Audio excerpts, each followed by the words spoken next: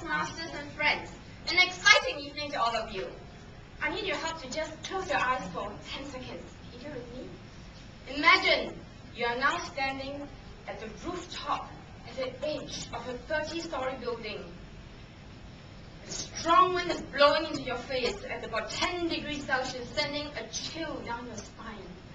Your fingers and your toes start to become numb, and your heart is beating faster and faster, and you're breathless, and you may open your eyes now.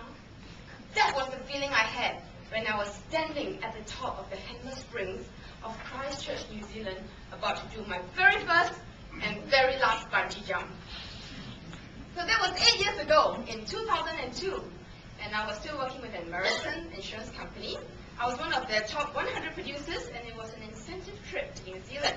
So I was all excited because my little baby boy has just turned 1 year old, and I was waiting to do all the physical activities that I couldn't do when I was pregnant and nursing. And I've long heard of the stunning beauty of New Zealand as you free fall against the remarkable ranges and the shimmering lake below. It's like, okay, I'm going to try to do it. Are you crazy? What if your eyeballs fall out? What if you die? Your baby's only 1 year old. Did you buy insurance? These were the series of questions thrown at me as I tried to encourage all my colleagues to do the bungee jump with me. I said, well, despite the discouraging kind of remarks I received, I told myself I will persevere in my choice. Moreover, I've already told everybody that I was going to do it. It would be too embarrassing to back up now. So the moment came, and I was getting ready, and all my 99 colleagues, they huddled like a herd of cows at the top of this hill, waiting with their video cameras to film me doing my jump, while I was jogging up this long, winding, and steep slope all the way up because it's so high. I have to keep running, huffing and puffing, and feeling blisters forming on my toes. Gosh, how am I going to even jump? I'm so breathless.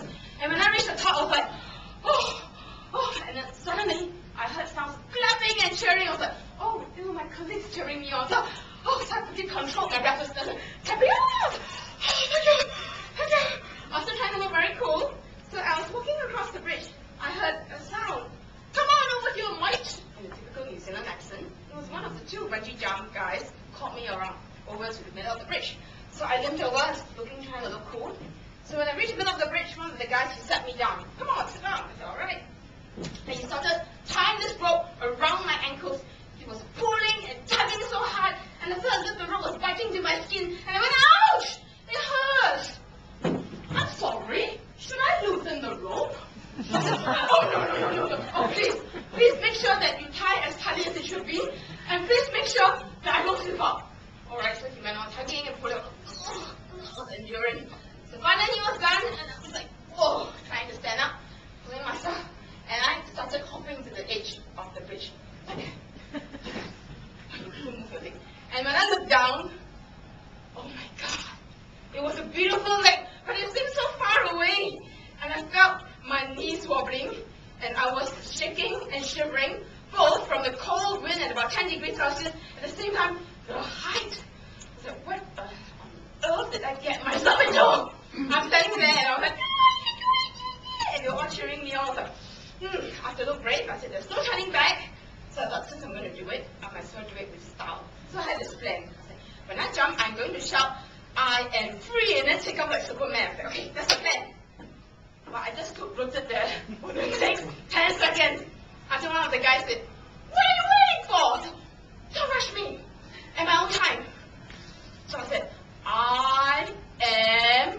And the moment I jumped off the bridge, I felt as if my heart jumped into my mouth. Forget about the I am free. All I could say was, ah! As if I saw a ghost. And I was, ah! It was so rapid, and I felt my eyelids were flapping like the wings of a terrified butterfly. And I was trying to paint a beautiful scenery. Forget about looking at the scenery. Okay, I was like, ah! And then my eyelids, I was wearing contact lenses, so I was afraid that they would fall out. And my cheeks were flapping like that. It was really uncool. What was supposed to be seconds felt like eternity. And it just went on and and finally, I felt a tug at my ankles. Okay, something's holding me up. Boing! And my back was up. So don't try this if you're back problem. And I went, boing! I went boing, up and down like a yo-yo. I think I counted about 7 times.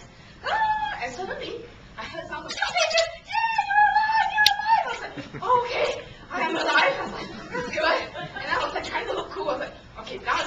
up for the embarrassment. I am free! Now I could say it much better. I am free! I was counting my fingers in my hands. And they started lowering me to the boat, head down. And then they set me down. And one of the guys took a torch, and he went to look into my eyes. Eyeballs intact! Eyeballs intact! Only my eyes could have dropped out! After today, I'm not sure if he was teasing me or was it really such a case. But in any case, I was so relieved to be alive and intact. So looking back at this experience of a lifetime, there are 3 key lessons that I actually learned. The first one, never allow others to tell you what you can or cannot do. Just like when I was going to do it, a lot of people say, what if your eyeballs drop out? They were discouraging me. I told myself, no, nobody can tell me what I can and cannot do. I will do it.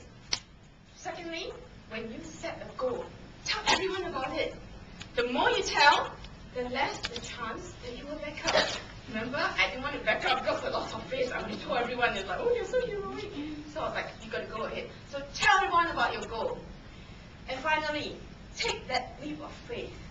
Just as the famous American author Napoleon Hill once said, what the mind can conceive and believe, it can achieve. When you believe in what you want to do and go for it, there will always be a road to save you from falling. Thank you, everyone.